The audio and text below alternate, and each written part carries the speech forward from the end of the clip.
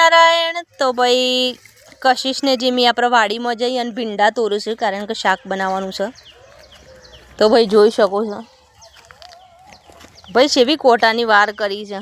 વાર ઉપર તો બહુ ઘાસ ચડી ગયું છે. કોટા તો ચેવા છે આ બહુ કોટા પડી જાય છે ભાઈ હાથમાં ને પગમાં.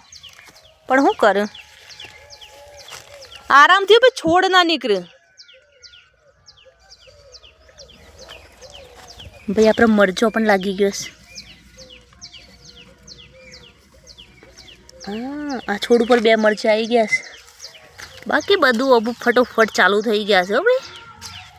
ફૂલ સરસ મજાના. ભાઈ રીંગણ હજુ ચાલુ નથી થયા. ફૂલ આવું છે નીકળી જાય છે, આવું છે નીકળી જાય છે. તો ગાઈસ જોઈ શકો છો આ દૂધીના વેલા છે. એ દૂધી નહીં બેટા, દૂધી નહીં. તાને ભીંડા જ તોરવાના છે. ભીંડા એ તોડતી નથી. હું બતાવું છું. આ દૂધીના વેલા છે અને આ કંકુડા કંકુડા કારેલા છે. કારેલા જોઈ શકો છો ગાઈસ કારેલું એક. ભાઈ દૂધી નાની નાની આવવાની ચાલુ થઈ ગઈ છે. તો ગાઈસ ભીંડા કેટલી નીકળી? 4-5 જ છે. 2 3 4 5 જ છે. કાલ 2 તોડ લીધી. આ સરસ મજાના ફૂલ છે ભાઈ. કારેલું એક જ, પેલા 3 બેઠા હતા તોડી લીધા. આ વાર એક જ બેઠો. 1-2 હતું શાક શમ કરીને બનાવવાનું. હા એ તોડી લો. નાની નાની બધી હા કોટા પે આવશું. તોડ દો જાવરી.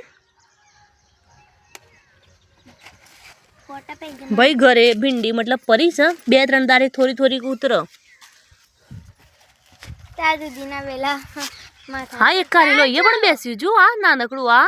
હા તો 2 તો લાગી ગયા છે આ મોટું થાય. ભાઈ. ગલકા હજુ બેઠા નહીં.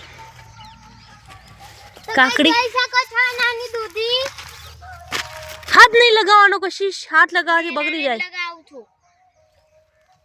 હા તો ભાઈ નાની દૂધી. આપણો વાળો ભાઈ આટલા આવ્યો છે. તો ગાઈસ જોઈ શકો છો આ પણ છે પણ થોડી મોટી છે.